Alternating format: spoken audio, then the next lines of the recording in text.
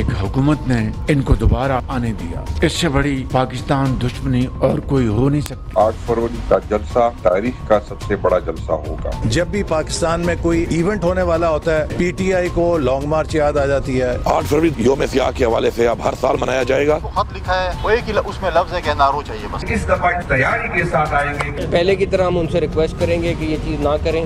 इस बात पर भी इत्तेफाक किया गया सियासी कैदियों को फिलफौर रिहा किया जाए। तरक्की करता हुआ पंजाब, आगे बढ़ता हुआ पंजाब, यही तो मैं देखना चाहती थी। अस्सलाम वालेकुम नाज़रीन, आप रूबरू प्रोग्राम देख रहे हैं और मैं हूं आपका मेज़बान शौकत पराचा। परसों 8 फरवरी को पीटीआई का स्वाबी में जलसा है। एहतजाज पूरे मुल्क में कहा हुआ है। तो क्या ये दिन सिर्फ 8 फरवरी तक एहतजाज महदूद रहेगा या फिर ये आगे भी चलेगा? हुकूमत कुछ खदशात महसूस कर रही है। बानी पीटीआई खान साहब का ख़त सिक्योरिटी ज़राए के मुताबिक किसी ने नहीं पढ़ा, ख़त मिला भी नहीं। तो क्या इस ख़त की बुनियाद पर पॉलिसी बदली जाएगी? ये बताते ख़ुद एक बड़ा सवाल है। इसी तरह से पीटीआई अब दीगर सियासी जमातों के साथ बैठ रही है, एक इत्तेहाद बनाने की कोशिश कर रही है। पहली मीटिंग तो हो गई लेकिन इत्तेहाद का ऐलान नहीं हुआ। दूसरी तरफ army chief general Asim Munir Syed ने कोर कमांडर्स इजलास में वादे कह दिया कि पाक फ़ौज आइन के तहत अपनी ज़िम्मेदारियां पूरी करती रहेगी, यानी इंतशार फैलने दिया जाएगा या फिर उसको रोका जाएगा। ये बताते ख़ुद एक सवाल है। सदर आसिफ अली जरदारी साहब चीन में और बिलावल भुट्टो जरदारी अमेरिका में हैं। दो बड़ी ताकतों के साथ पीपल्स पार्टी ने इंगेज किया हुआ है और आज लाहौर की एक अदालत ने, एंटी करप्शन कोर्ट ने वज़ीर आज़म मियां शहबाज शरीफ और हमजा शरीफ को रमज़ान शुगर मिल केस में बरी कर दिया। अहम मुल्की मामलात हैं। हम पहले बात करेंगे ज़रा ओवरऑल मुल्की सिनेरियो के हवाले से और प्रोग्राम के आखिर में हम एंटी करप्शन कोर्ट लाहौर के फ़ैसले के हवाले से भी बात करेंगे। पहले हिस्से में हमारे रूबरू हैं साबिक गवर्नर सिंध जनाब मोहम्मद ज़ुबैर साहब, बहुत शुक्रिया आपने वक्त दिया। और उनके साथ हमारे रूबरू हैं सेनेटर मुस्तफ़ा नवाज़ खोखर साहब, बहुत शुक्रिया आपने वक्त दिया। मोहम्मद ज़ुबैर साहब, ये फरमाइए कि पीटीआई ने एहतजाज भी किए। अक्टूबर में एहतजाज था, 26 नवंबर वाला एहतजाज, फिर उससे पहले 9 मई वाला एहतजाज, 25 मई वाला, उससे पहले एहतजाज। तो क्या अब एहतजाजों को छोड़ के पीटीआई ख़त लिख रही है? खान साहब ख़त लिख रहे हैं, कह रहे हैं कि पॉलिसी बदली जाए। पॉलिसी बदल जाएगी इससे? नहीं, इससे पॉलिसी तो नहीं बदलेगी। जाहिर सी बात है, ये खान साहब की ख्वाहिश है कि पॉलिसी बदली जाए। जाहिर है, हमें पता है कि उन्होंने जनरल आसिम मुनीर को ख़त लिखा है और जनरल साहब और कोर कमांडर्स का जिस तरह आपने जिक्र किया, वो तो अपने हिसाब से पॉलिसी चलाएंगे, सही या गलत जो उनके हिसाब से सही होगा पाकिस्तान के हवाले से, इंस्टीट्यूशन के हवाले से। लेकिन इसमें मुझे कोई हैरानी की बात नहीं है, ना ही मुझे ऐसे लगता है कि जी ये कोई खान साहब के पास चॉइस नहीं है कि या तो ख़तों किताबत करके एक सियासत की जाए या एहतजाज करके की जाए। आई थिंक मल्टीपल तरीके होते हैं हर पॉलिटिकल पार्टी के पास कि उसको किस तरह से रेलेवेंस भी रखनी है और जो उसकी मुश्किलात हैं उसको दूर करने के लिए जो भी करना पड़े, चाहे वो पार्लियामेंट में जाके जो भी अपना रोल प्ले करें या मीडिया में आके या जलसे जुलूस करके एंड सो ऑन। जलसे जुलूस का उनको जो एक्सपीरियंस हुआ है जो कि इतना अच्छा नहीं है 26 नवंबर ख़ास तौर पर, उससे पहले भी आपने जो जिक्र किया अक्टूबर में भी हुआ था, नवंबर 26 से पहले अक्टूबर में हुआ था, वो भी सक्सेसफुल नहीं था। I mean I personally think कि पीटीआई को थोड़ी सी एहतजाज करने के हवाले से स्ट्रैटेजी डिफरेंट रखनी चाहिए थी। लेकिन इसका मतलब ये नहीं है कि हुकूमत को ये राइट मिल गया था कि गोलियाँ चलानी शुरू कर दे। सो ख़त लिखना बिल्कुल जायज़ है पाकिस्तान के सियासी मंजरनामे के हवाले से। जब आपको पता है कि एक इदारा है जिसके पास फैसला साजी का इख्तियार है हर हवाले से, तो शहबाज शरीफ को ख़त लिखने का तो कोई फ़ायदा भी नहीं है और उससे कोई नतीजा भी नहीं निकलता। और ये कोई पहली दफ़ा नहीं हुआ। पिछले जब PMLN अपोजिशन में थी तो उसने भी ये महसूस किया था कि जी उस वक़्त की एस्टैब्लिशमेंट से अप्रोच किया जाए। तो नहीं, अगर गवर्नर साहब अगर मियां शहबाज शरीफ के साथ पास पावर नहीं है, अदालतों के बारे में भी आजकल खान साहब यही कहते हैं। चीफ जस्टिस को तो ख़त लिख दिया उन्होंने।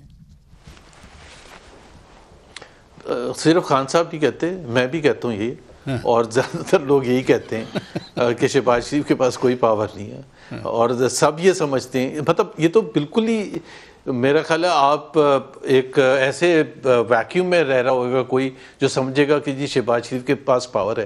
اب بائی دا وے یہ میں پہلے بھی کہہ چکا ہوں، شہباز شریف چاہتے بھی نہیں کہ ان کے پاس پاور ہو. ایک تو ان کی ظاہر ہے کنٹرول سے باہر ہے، اور دوسرا یہ ہے کہ وہ مینڈیٹ کے بغیر ہیں، یہ بھی ان کو پتہ ہے، اور انسٹیٹیوشن نے بھی ان کو بتایا ہوگا کہ آپ فارم 47 کے بیسس پر آئے ہیں، فارم 45 کے بیسس پر نہیں آئے. اور اگر آپ فارم 45 کے بیسس پر آئے بھی ہوتے تو شہباز شریف کو اپنی پاورز دینے میں کوئی اعتراض نہ ہوتا، because he is like that. وہ کنفرنٹیشن نہیں کرنا چاہتے، وہ کہتے ہیں کہ جی کرنی ہی نہیں چاہیے، جو بھی ان کو بتا دیں وہ اس کے حساب سے چلے گے. اور ہینڈ ان گلو وہ ہمیشہ سے ہائیبریڈ سسٹم کے سپورٹ میں تھے، ہمیشہ سے، آج کی بات نہیں.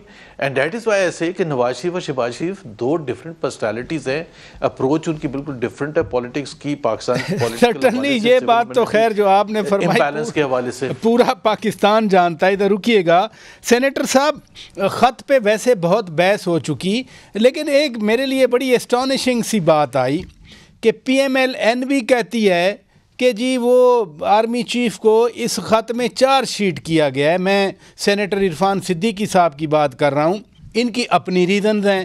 ادھر سے پی ٹی آئی بھی کہتی ہے کہ جی آرمی چیف کی تعریف نہیں کی، ہم نے این آر او نہیں مانگا، ہم نے چارج شیٹ کیا ہے خان صاحب نے اپنے خط میں. تو یہ مخالف جماعتیں، مخالف اپروچ اس نقطے پہ کیوں کنورج کر گئیں؟ بدلتا ہے رنگ آسماں کیسے کیسے. آپ کو گجرانوالہ میں میاں نواز شریف صاحب کی تقریر بھی یاد ہوگی، کیا انہوں نے چارج شیٹ نہیں کیا تھا اس وقت کے آرمی چیف کو اور D G I S I کو؟ دیکھیں، بنیادی جو ہم نے مسائل حل کرنے ہیں کہ ملک کو ہم نے کہاں لے کر جانا ہے. 2018 کا الیکشن آئیڈیل الیکشن نہیں تھا، آر ٹی ایس کا فیلئر ہوا، اس میں ہم سب کے سامنے ہے، ریکارڈ کی بات ہے. 2024 کا الیکشن اس سے بھی بدتر الیکشن تھا. سوال یہ پیدا ہوتا ہے کہ ہر الیکشن جس کو عوام کی امنگوں کے مطابق جس کے نتائج نہیں آتے، بدل دیے جاتے ہیں، وہ ملک کو ایک بحران کی طرف دھکیل دیتا ہے. اور ہم اس تاریخ سے بھی واقف ہیں کہ 1970 میں جو الیکشنز ہوئے، ان الیکشنز کے ایک سال بعد کیونکہ ہم نے نتائج ماننے سے انکار کر دیا، ملک ٹوٹ گیا. تو جب جس ملک کی یہ تاریخ آپ کے سامنے ہو، تلخ تجربات آپ کے سامنے ہو، نہ جانے ہم کیوں بضد ہیں کہ ہم نے عوام کی رائے کو مقدم نہیں رکھنا، عوام کی رائے کو اہمیت نہیں دینی، اور عوام کے فیصلے پہ یقین نہیں کرنا. پراچا صاحب، میرا اور آپ کا اور اس پروگرام کو سننے والوں کا اور زبیر بھائی کا جو اس ریاست کے ساتھ معاہدہ ہے، اس معاہدے کی بنیاد تو یہ ہے نا کہ بعد از خدائے بزرگ و برتر حاکمیت عوام کے پاس ہوگی، ان کے فیصلوں میں ہوگی. تو جب ہم نے اس چیز کو اہمیت نہیں دینی تو پھر مسائل تو بڑھتے چلے جائیں گے. اور آج بھی جن مسائل کا ہم شکار ہیں، جتنی مرضی ہے وزیر اعظم صاحب یا یہ جو حکومت بیٹھی ہے، جو مرضی ہے اقدامات کر لیں، لیکن عوام اس کو غیر نمائندہ حکومت سمجھتے ہیں. یہ غیر نمائندہ حکومت ہے، آن ریکارڈ غیر نمائندہ حکومت ہے، کہ جس کو جب الیکشن پٹیشنز کا وقت آیا تو اپنے ہی قوانین جو بنائے تھے ایک سال پہلے ان کو تبدیل کر دیا کہ الیکشن پٹیشنز جو ہیں اب ریٹائرڈ جج صاحبان سنیں گے. تو یہ معاملہ میں تو سمجھنے سے یہ قاصر ہوں کہ آخر 25 کروڑ لوگوں کا یہ ملک ہے، ہم اس کو کس جانب لے کر جانا چاہتے ہیں. اچھا، میں جو آپ سے بات پھر اپنے سوال پہ آتا ہوں، جاننا چاہ رہا ہوں کہ ایک طرف 2-3 دن پہلے جو ٹویٹ تھا خان صاحب کا، اس میں پھر کہہ دیا کہ یا خان پارٹ 2، اور پھر خط لکھ کے کہہ رہے ہیں کہ اپنی پالیسی بدلیں. اگر آپ نے ادھر پشاور میں میٹنگ ہوئی تھی تو خوشائند قرار دے دیا تھا، بریک تھرو قرار دیا گیا، تو واٹ ایگزیکٹلی آپ ریپروشما چاہ رہے ہیں؟ آپ تلخیاں، اختلافات کم کرنا چاہ رہے ہیں، یا آپ دباؤ بڑھانا چاہ رہے ہیں جس کی وجہ سے کہا گیا کہ جی چارج شیٹ کیا گیا ہے؟ دیکھیں، سر دست مجھے جو نظر آتا ہے، یہ ظاہری بات ہے، اس پہ تحریک انصاف والے بہتر جواب دے سکتے ہیں. مجھے تو ایسا نظر آتا ہے کہ تحریک انصاف کے اندر بھی ایک فیکشن موجود ہے، ایک سوچ موجود ہے جو اسٹیبلشمنٹ کے ساتھ بگڑے ہوئے تعلقات کو ٹھیک کرنا چاہتی ہے. اور جہاں تک عمران خان صاحب کی اپنی سوچ کا تعلق ہے، وہ اس وقت ایک براڈر پولیٹیکل الائنس اپوزیشن کا وہ چاہتے ہیں. حکومت کے ساتھ ان کی ٹاکس فیل ہو چکی ہیں. آج بھی میں ان کی کوئی اسٹیٹمنٹ دیکھ رہا تھا کہ جس میں انہوں نے کہا کہ یہ جو ٹاکس ہم نے حکومت کے ساتھ کی، اس میں حکومت ہی ایکسپوز ہوئی ہے کہ جو ایک ملاقات کرانے کی طاقت نہیں رکھتے تو انہوں نے مذاکرات کے اندر کیا نتیجہ خیز ڈیلیوری دینی تھی. تو میرا یہ خیال ہے کہ عمران خان صاحب کی جو سوچ ہے وہ بھی ایک ارتقائی عمل سے گزری ہے، اور جہاں پر وہ مختلف پولیٹیکل فورسز کے ساتھ انگیج کرنے میں تھوڑے ہیزیٹنٹ تھے، اب وہ اس نتیجے پر پہنچے ہیں کہ براڈر اپوزیشن کا ایک الائنس ہونا چاہیے، جو کہ ایک اچھی بات ہے، اور ایک لارجر نیشنل ایجنڈا کے اوپر پالیٹکس ہونی چاہیے. کہ اگر ہم نے پالیٹکس صرف اقتدار اور دوبارہ عہدے حاصل کرنے کے لیے کرنی ہے تو پی ڈی ایم کی اگزامپل ہمارے سامنے موجود ہے، موجودہ حکمرانوں کی اگزامپل ہمارے سامنے موجود ہے کہ وہ آج کس طریقے سے اپنی اس پاور پالیٹکس کی وجہ سے عوامی تائید سے محروم ہو چکے ہیں. تو یہ میرے خیال سے ایک اچھی سوچ ہے ان کی کہ اگر ہم ایک لارجر نیشنل ایجنڈا جس میں ریسٹوریشن آف ڈیموکریسی کی بات ہو، ریسٹوریشن آف کانسٹیٹیوشن کی بات ہو، بحالی انسانی حقوق کی بات ہو، ٹیررزم سے کیسے ڈیل کرنا ہے اس کے اوپر کنسنسس ہو، تو یہ ساری چیزیں ایک ملک کو بہتری کی طرف لے کے جائیں گی اگر ہم ان ساری چیزوں پر ایگری کر لیتے ہیں. گورنر صاحب، میں سوال ایک چھوڑتا ہوں آپ پہ کیونکہ بریک لینا ہے. جس الائنس کی بات کر رہے ہیں مصطفیٰ نواز کھوکھر صاحب، ان کے پاس بھی پی ٹی آئی والے آئے تھے، پھر شاہد خاقان عباسی صاحب اور مولانا بھی اسد قیصر صاحب کے گھر گئے. آپ کو کیا لگتا ہے، کیونکہ جس خط پہ ہم نے بات کی وہ تو اچکدئی صاحب کہتے ہیں کہ خط لکھا ہی نہیں جانا چاہیے تھا ادھر، اگر آپ کے ایک اور اتحاد کے سربراہ کو آپ پہ اعتراض ہے تو پھر اس طرح کی مووز کیا واقعی نیشنل الائنس بنائیں گی اپوزیشن کا نہیں؟ ناظرین، بریک کے بعد محمد زبیر صاحب سے جواب لیتے ہیں. Stay with us. Welcome back ناظرین، آپ روبرو پروگرام دیکھ رہے ہیں. جناب محمد زبیر صاحب، میں نے سوال چھوڑا تھا کہ جو خط لکھا بانی پی ٹی آئی خان صاحب نے آرمی چیف کو، اس پر محمود خان اچکزئی کو بھی اعتراض تھا. انہوں نے کہا کہ نہیں لکھنا چاہیے تھا. وہ تحریک آئین تحفظ پاکستان کے سربراہ ہیں. اگر وہ اعتراض کرتے ہیں تو یہ مووز ایسی مووز کے ہوتے ہوئے آپ سمجھتے ہیں کہ ایک گرینڈ نیشنل الائنس بن جائے گا اپوزیشن کا؟ جی بالکل بن جائے گا. میرا خیال ہے ظاہر ہے مختلف پولیٹیکل پارٹیز ہیں یا انڈیویجولز ہیں، وہ ہر چیز پر تو کنسنسس نہیں ہوگا، ایسا ہو ہی نہیں سکتا. منیمم ایک ایجنڈا جیسے مصطفیٰ بات کر رہے تھے کہ گرینڈ الائنس کا بننا صرف یہ مطلب نہیں ہے کہ ٹاپل کرنا ہے اس موجودہ حکومت کو، بلکہ ایک براڈر ایجنڈا ہونا چاہیے. اینڈ آئی ہوپ ہوگا کہ جس میں آگے جا کے ملک کو کیسے لے کے جانا ہے. اینڈ فار ونس ایک طے کیا جائے on a broader agenda. It does not mean کہ تمام پولیٹیکل پارٹیز ایک ساتھ بیٹھ جائیں گی ٹریجری بینچز پر اگلے جب بھی الیکشنز ہوں گے، بٹ ایک براڈر ایجنڈا. اور دوسری بات یہ ہے کہ دیکھیں راجہ صاحب، ایک چیز کا خیال کریں جو میں بالکل اوپنلی کہتا ہوں، بلنٹلی کہتا ہوں، کہ جدھر ایک پاکستان اس وقت جو ہے، اور زیادہ تر میرا خیال ہے ہماری ہسٹری میں ایسا ہی رہا ہے، مشرف صاحب تھے یا عمران خان کا جب دور تھا، ہائیبریڈ ون جب تھا، تو ایک نارمل پولیٹیکل حالات نہیں ہوتے. اس میں آپ ہر ایک کا بیہیویئر اس طرح سے نہیں جج کر سکتے جیسے ایک انڈیا میں پولیٹیشین کا کریں گے کہ عمران خان خط لکھا ہے تو آپ کہیں گے جی بی جے پی یا کانگریس والے نے تو کبھی نہیں لکھا تھا. وہاں لکھے گا بھی نہیں نا، وہاں ضرورت نہیں لکھنے کی. اب ہو سکتا ہے کہ عمران خان کے اوپینین سے بہت سے لوگ ایگری کریں اور بہت سے لوگ ڈس ایگری کریں، باوجود اس کے کہ وہ سمجھتے ہیں کہ یہ حکومت کے پاس مینڈیٹ نہیں ہے. دس ول آلویز بی، یہ کنفیوژن رہے گا. اور اس میں آئی وش کبھی ایسا نہ ہو، لیکن to suggest and to think کہ جیسے ابھی مصطفیٰ نے کہا کہ پی ٹی آئی پہ بھی بڑا کلیئر ہے، جیسے اور پولیٹیکل پارٹیز میں ہوتے ہیں. ایک طرف ہاکس ہوتے ہیں جو کہ ڈفرینٹ اپروچ رکھنا چاہتے ہیں، اور دوسری طرف وہ ہوتے ہیں جو ریکنسلیٹری پالیٹکس کرنا چاہتے ہیں کہ نہیں جی اس کو.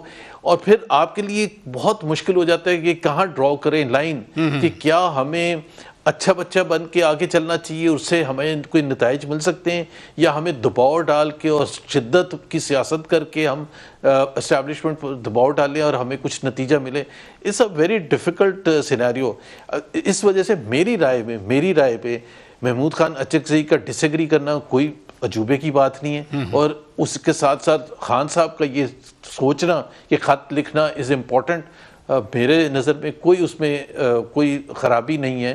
اور جو پوائنٹس انہوں نے ریز کیے ہیں وہ بھی بڑے امپورٹنٹ ہیں. جس طرح ایک پوائنٹ صرف میں ذکر کروں گا، جیسے انہوں نے دہشت گردی کے حوالے سے کہا ہے، بالکل صحیح بات کی ہے کہ اگر قوم کی سپورٹ نہیں ہوگی، اگر قوم فوج کے ساتھ نہیں کھڑی ہوگی، تو پھر آپ دہشت گردی کی جنگ ہو یا کسی ایکسٹرنل اینیمی کے ساتھ جنگ ہو، آپ نہیں جیت سکتے. ہم 65 وار کی جب ہم تعریفیں کرتے ہیں تو اس میں ایک بات بہت کلیئر تھی کہ پوری قوم ایک ساتھ کھڑی تھی، فوج بارڈرز پر لڑ رہی تھی اور باقی قوم ساری ان کے پیچھے کھڑی تھی، مورلی اور جو بھی سپورٹ ہو سکتی تھی وہ دے رہی تھی. اور اسی طرح سے آپ جیت سکتے ہیں. اگر کے پی کے عوام ہی آپ کے اگینسٹ ہوں گے اور بلوچستان کے عوام آپ کے اگینسٹ ہوں گے اور آپ ایک اتنی بڑی جنگ لڑ رہے ہیں، تو ظاہر سی بات یہ ڈسکنیکٹ تو ہے. مصطفیٰ نواز کھوکھر صاحب، آپ نے صحیح بات کی کہ ایک نیشنل ایجنڈا ہونا چاہیے. تو کیا نیشنل ایجنڈا میں تمام سیاسی جماعتیں نہیں ہونی چاہیے؟ جماعت اسلامی اس میں نہیں ہے، خود نون لیگ نہیں ہوگی اس الائنس میں، خود پیپلز پارٹی نہیں ہوگی. اگر ہم کسی نیشنل ایجنڈا پہ آنا چاہ رہے ہیں تو سب کو پھر مل کے بیٹھنا چاہیے. یہ تو صرف اپوزیشن کا اتحاد بن رہا ہے نا. نیشنل ایجنڈا میں جو حکومتی جماعتیں ہیں وہ کیوں شامل ہوں گی؟ نیشنل ایجنڈا میں وہ اس بات پہ کیوں ایگری کریں گی کہ عوام کی رائے مقدم ہونی چاہیے؟ وہ تو عوام کی رائے کے برعکس ان کو حکومت میں بٹھایا گیا ہے. وہ کیوں اس بات پہ ایگری کریں گے جو انہوں نے چارٹر آف ڈیموکریسی کے اندر شہید بی بی نے اور میاں نواز شریف صاحب نے جو معاہدہ کیا، جو قوم کے سامنے میثاق جمہوریت رکھا، اس کی شکوں کی آج نفی کر کے وہ حکومت میں بیٹھے ہیں. شک نمبر 13 مثال کے طور پر میثاق جمہوریت کی کہتی ہے کہ حکومت میں آنے کے لیے اسٹیبلشمنٹ کی نہ تو مدد لیں گے، نہ جو حکومت میں موجود ہوگا اس کو گرانے کے لیے اسٹیبلشمنٹ کی مدد حاصل کریں گے. تو آج وہ اپنی نفی کیوں کریں گے؟ یہ لارجر نیشنل ایجنڈا جو آپ کا اور میرا اور عوام کا کنسرن ہے، وہ تو اس وقت مستفید ہو رہے ہیں تمام اس نظام سے. اگر وہ اپنی یہ اقتدار کے پرکس اینڈ پریویلیجز چھوڑ کر اس میں لارجر نیشنل ایجنڈا میں اپنا حصہ ڈالنا چاہتے ہیں، اس ڈیبیٹ کا حصہ بننا چاہتے ہیں، تو ہمیں تو کوئی اعتراض نہیں ہوگا. لیکن پھر اس کے لیے یہ اپنے لالچ اور ہرس اور پاور پالیٹکس کو پیچھے رکھ کر آگے انہیں آنا پڑے گا، قدم بڑھانا پڑے گا. اور پھر ہم نے جو چیزیں طے کرنی ہے وہ طے اس لیے بھی کرنی ہے براچہ صاحب کہ 76 سالوں سے جاری ایک دائروں کا سفر ہے.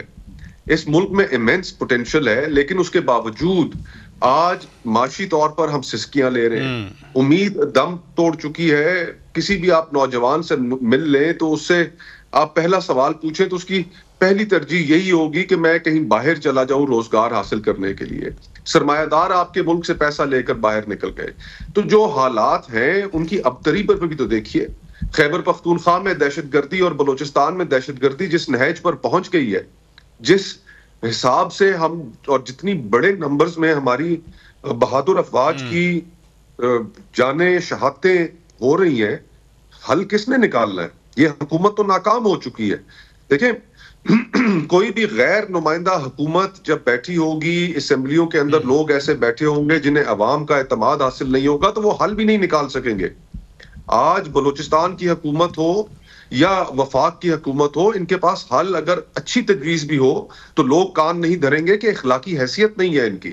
تو ہمیں فوراً اگر اس بحران سے نکلنا ہے تو ایک جس طرح ہم نے اس اپوزیشن کے الائنس کے بعد ایک اعلامیہ جاری کیا، ہم نے یہ ڈیمانڈ کی کہ ملک کو نئے الیکشنز کی ضرورت ہے اور نئے انتخابات کی طرف بڑھنا چاہیے اور فری اینڈ فیئر الیکشنز کی جانب. عوام کی تائید اور عوام کے مینڈیٹ کے ساتھ ہی اس ملک کے مسائل حل کیے جا سکتے ہیں، غیر نمائندہ حکومتیں نہیں کر سکتی. محمد زبیر صاحب، پھر اگر بات الیکشن کی ہے تو ابھی کیا گارنٹی ہے؟ یعنی 2002 کا الیکشن بھی میں نے دیکھا، میں نے 2013 والا بھی کہا گیا کہ یہ آروز کا الیکشن تھا، 2018 سب کو پتہ ہے RTS والا تھا، یہ والا الیکشن بھی. تو پہلے تو سٹرکچرل چیزیں سارے بیٹھ کے ٹھیک کریں تو پھر ہم کوئی آگے بڑھ سکتے ہیں نا. دیکھیں، مصطفیٰ نے جو بات کی نا براڈر نیشنل ایجنڈا، اور خاص طور پر ذکر کیا چارٹر آف ڈیموکریسی کا، آج ہمیں کوئی نیا ڈاکومنٹ پروڈیوس کرنے کی ضرورت ہی نہیں. وہ جو چارٹر آف ڈیموکریسی ہے، وہ جو آج کی جو دو مین پولیٹیکل پارٹیز جو حکومت میں ہیں، آج اگر وہ کمٹ کریں اور تیسری پولیٹیکل پارٹیز جو پی ٹی آئی ہے بڑی جماعت، اس کو آفر کریں، پی ٹی آئی تو فوراً لے لے گی، word by word, comma by comma وہ ایکسیپٹ کرنے کے لیے تیار ہیں. وہی وہ ڈاکومنٹ جو کہ ہسٹورک ان کے لیڈرشپ نے سائن کیا تھا، اس میں تمام تجاویز ہیں، اس میں تمام حل ہیں. مطلب basically going back to the 1973 constitution in letter and spirit. اور خاص طور پر آج کل جس طرح آپ نے پوچھا کہ جی وہ اگر آپ آگے جانا چاہتے ہیں تو آپ اس الیکشن کمیشن کے ساتھ آگے جا کے الیکشن ہولڈ کریں گے. میں نے اعلامیہ نہیں پڑھا جو مصطفیٰ جس کا ذکر کر رہے، but I am sure this must have been a part of the debate کہ جی آپ آگے الیکشن جانا اس الیکشن کمیشن کے اس سسٹم کے تحت تو نہیں ہو سکتا، اسٹیبلشمنٹ کی انوالومنٹ کے تحت تو نہیں ہو سکتا. قطع کلامی کی معافی چاہتا ہوں کہ الیکشن کمیشن مستفی ہو اور نئے الیکشن کمشنر اپوائنٹ ہو جو تمام جماعتوں کی مشاورت سے اپوائنٹ ہو. ایبسولوٹلی. سو یہ تو دیکھیں نا، یہ تو فنڈامنٹل ہے، ورنہ تو کوئی آپ نے دوبارہ الیکشن کرانے کا تو کوئی فائدہ ہی نہیں ہوگا. اور راجہ صاحب دیکھیں 2002 میں بالکل جعلی الیکشنز ہوئے تھے، there is no doubt about that. Musharraf بیٹھا تھا، پریزیڈنٹ تھا، ان کی پارٹی انہوں نے پیپلز پارٹی کو توڑ کے پیٹریٹس بنا لی تھی، کیو لیگ بنائی تھی، نون لیگ کو توڑ کے. تو ظاہر سی بات ہے وہ ایک ایسی پارٹی کو حکومت میں لانا چاہتے تھے جو ان کی مرضی کے مطابق چل سکے. لیکن بحث یہ نہیں ہونی چاہیے کہ 2002 میں یا 2013 میں یا 2018 میں کیا ہونا چاہیے. ابھی ہم بیٹھے 2025 میں. اگر آج میرے گھر ڈاکہ پڑتے تو میں اس کا آج مداوع چاہوں گا، آج چاہوں گا کہ اس کی پکڑ ہو. یہ تو نہیں کہہ کے سیٹسفائی ہوں گا کہ 2 سال پہلے بھی ڈاکہ پڑا تھا ساتھ والے گھر میں اور اس میں شریک تھا اس ڈاکے میں. This should not be the debate. جب اپارتھائڈ ختم ہوا تھا اور نیلسن منڈیلا ریلیز ہوئے تھے اور باہر آئے تھے تو ہی نیور وینٹ بیک. انہوں نے ٹروتھ اینڈ ریکنسلیشن کمیشن قائم کیا تھا تاکہ ساری بس یہی مین چیز ہے، یہی مین چیز ہے گورنر صاحب کہ کوئی نہ کوئی ریکنسلیشن ہونی چاہیے. بہت شکریہ گورنر، سابق گورنر سندھ محمد زبیر صاحب، سینیٹر مصطفیٰ نواز کھوکھر صاحب، آپ نے ہمارے لیے وقت نکالا. ناظرین بریک لیتے ہیں، بریک کے بعد جب واپس آئیں گے مسلم لیگ نون کی ترجمان اور پنجاب کی سینئر منسٹر مریم اورنگزیب صاحبہ ہمارے روبرو ہوں گی. Stay with us. Welcome back ناظرین، آپ روبرو پروگرام دیکھ رہے ہیں. آگے بڑھتے ہیں اور اس وقت ہمارے روبرو ہیں مسلم لیگ نون کی ترجمان اور پنجاب میں سینئر منسٹر محترمہ مریم اورنگزیب صاحبہ. بہت شکریہ آپ نے وقت دیا.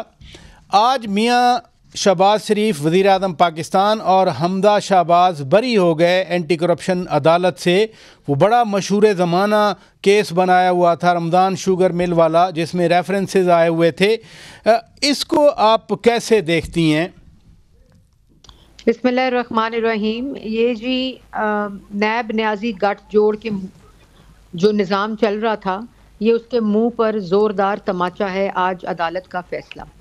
اور یہ 7 سال کے بعد فیصلہ آیا ہے جس میں 5 سال جو ہے وہ 4 سال عمران خان صاحب کی دور حکومت رہی، جس میں 1 روپے کی خیانت، 1 روپے کی گڑبڑ اور 1 روپے کی کرپشن وہ خود بھی ثابت نہیں کر سکے تھے.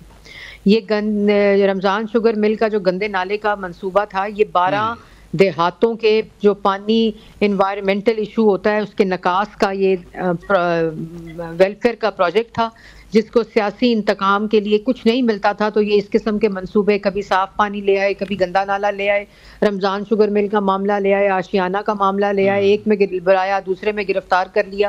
تو یہ نظام چل رہا تھا. لیکن آج اس نظام کے جو کالا داغ تھا وہ آج دھلا ہے. اللہ تعالیٰ نے سرخ روح کیا ہے. اللہ تعالیٰ کا شکر ادا کرتے ہیں. اور یہ لوگ جو سمجھتے ہیں کہ آج ہمارے پاس طاقت ہے، آج آپ بتائیں نا کہ پنجاب میں ہڈیالہ میں بیٹھا ہوا ہے عمران خان، بتائیں کوئی ایک دفعہ بھی مریم نواز نے کہا ہوگا اس کا کھانا بند کر دو، اس کو نماز کے لیے کرسی نہ دو، اس کو وہاں ہیٹر بند کر دو، اس کا اے سی بند کر دو؟ کیونکہ جو لوگ عوامی خدمت میں مصروف ہوتے ہیں، جن کا مقصد سیاسی انتقام نہیں ہوتا، جن کا مقصد لوگوں کا ویلفیئر ہوتا ہے، وہ اس قسم کے کام نہیں کرتے. لیکن ایک منٹ آپ سیاسی انتقام کی بات کر رہی ہیں. مسلسل کہا گیا یہ ڈاکو ہیں، یہ چور ہیں، ان کے خلاف احتجاج بھی کیے گئے. اب پھر احتجاج ہو رہا ہے. 8 فروری کو سوابی میں جلسہ کر رہے ہیں، پنجاب میں بھی وہ مینار پاکستان میں جلسے کی خواہش ہے. تو یہ معاملات تو ادھر ہی کھڑے ہیں. تو اور کیا کریں؟ وہ تو سیاست میں آئے احتجاج کرنے تھے. ہم جیت جائیں تو ٹھیک, ہم ہار جائیں تو احتجاج, ہماری بات نہ مانے تو احتجاج. یہ دھرنے سے کہانی شروع ہوئی ہے, سی پیک کے پروجیکٹ کو ڈیلے کرنے سے. کبھی وزیر اعظم کو گلے سے گھسیٹوں گا, کبھی کسی کو او آئی جی تمہارا سر پھاڑ دوں گا, تمہارا منہ توڑ دوں گا, تمہیں مار دوں گا, جلا دو, گرا دو, گالی گالم گلوچ. انہوں نے اور کیا ہے, اور ان کے پاس اور کچھ کرنے کو ہے؟ اگر کچھ کارکردگی دکھانے کو ہوتے تو یہ کہتے کہ 4 ہم سال یہ کرتے رہے ہیں, اور اس کے بعد یہ ہوا مینڈیٹ چوری ہوا. مینڈیٹ تو واپس ہوا ہے 2018 کا جو چوری کیا تھا. 2018 میں جو مینڈیٹ چوری کیا آر ٹی ایس بٹھا کے, عوام نے وہ مینڈیٹ واپس دیا. شور کس بات کا ہے؟ اور احتجاج تو یہ پچھلے 9 ماہ سے کر رہے ہیں, کیونکہ خیبر پختونخوا میں جس بندے کو استعمال کیا تھا اس کو پارٹی سے صدارت سے ہٹا دیا پریزیڈنٹ شپ کی. وہ آج کہہ رہا ہے جی بانی پی ٹی آئی کے اجازت سے اب مذاکرات ہوں گے. تم اپنے پہلے تو مذاکرات بحال کرو بانی پی ٹی آئی سے. میں گنڈا پور صاحب کی بات کر رہی ہوں. اور کریں گے کیا؟ احتجاج نہیں کریں گے تو کیا کریں گے یہ بتائیں. اچھا, کارکردگی کی آپ بات کر رہی ہیں, میں ضرور یہ بات کرنا چاہ رہا ہوں کیونکہ آپ کم وقت دیتی ہیں ہمیں, کہ پنجاب میں ناجائز تجاوزات کے خلاف بھرپور کارروائی ہو رہی ہے. بڑی آوازیں اٹھائی جا رہی ہیں آپ کے مخالفین کی طرف سے, تو یہ سلسلہ جاری رہے گا کیا؟ دیکھیں, یہ بڑا مشکل فیصلہ ہوتا ہے کسی بھی سیاسی اس کے لیے, اور یہ لیکن یہ سیاسی فیصلہ نہیں ہے, یہ لوگوں کی بحالی کا فیصلہ ہے. اور جہاں جہاں ریڑیاں ہٹائی ہیں ان کو ریڑی دے کر ان کو جگہ پہ اچھی طرح آرگنائزڈ ایک طرح کی ریڑی دے کر ان کو کمپنسیٹ کیا گیا, اور یہی پورے پنجاب میں ہوگا. کسی کا روزگار ختم نہیں کیا گیا, کسی ایک بھی کوئی افیکٹ نہیں ہوا, لیکن ان کو ایک آرگنائز طریقہ دیا گیا. پھر ایک ہوتی ہے, ایک دکان کا حصہ ہوتا ہے, اس دکان کے حصے کے آگے سب لیٹ کر دینا, اس کے آگے رائٹ اینڈ لیفٹ کو کرائے پہ دے دینا. یہ کہیں کسی معظم ملک میں نہیں ہوتا. آپ کی دکان ہے, آپ اس دکان تک رہیں. یہ انکروچمنٹ سے لاکھوں لوگ افیکٹ ہوتے ہیں. 1-2 کو فائدہ ضرور ہوتا ہے جو کہ دکاندار ہوتے ہیں, اور لیکن ہم نے بھی اس انکروچمنٹ میں جو ان کی دکانوں کا حصہ ہے وہ اسی طرح انٹیکٹ ہے. جو ریڑی باندھ تھے ان کو ریڑیاں دی ہیں چیف منسٹر پنجاب نے, اور ایک آرگنائز طریقے سے ان کو لائن اپ کرا کے ایک جگہ ڈیڈیکیٹ کی ہے جہاں ریڑی, اور وہاں سے دور بھی نہیں ہے, قریب ترین جگہوں پر جہاں ان کی آلریڈی ریڑیاں لگی ہوئی تھیں وہ ریڑی بھی پنجاب گورنمنٹ نے دی ہے, اور اس کا بندوبست بھی, اس کو آرگنائز بھی, اس کی جگہ بھی پنجاب گورنمنٹ کی ہے. تو ہر چیز جو ہے وہ ایک ڈسپلن کے ساتھ, ایک پرنسپل کے ساتھ, ایک قانون کے ساتھ ہونی چاہیے, اور اسی کو انشور کیا گیا. اچھا, خیر تجاوزات تو ہیومن میڈ ہیں, لیکن یہ جو دھند والا مسئلہ ہے پنجاب میں ابھی بھی برقرار ہے. آج بھی دھند تھی, ساتھ ساتھ سموگ کا بھی بڑا مسئلہ ہوا ہے. چین کے ساتھ بھی کچھ آپ لوگوں نے کولیبریٹ کیا تھا, تو کب تک یہ دھند اور سموگ سے نجات مل جائے گی پنجاب کو؟ آپ خود اس کو سٹیئر کر رہی ہیں. دھند جو ہے وہ ایک نیچرل کلائمیٹک ویدر کنڈیشن ہے. جو سموگ ہے وہ ہماری اپنے حرکتوں سے ہوتی ہے, ہماری اپنی ایک اس میں ویدر پیٹرن ہوتا ہے, ایک اس میں ویدر کی انٹرفیرنس ہوتی ہے.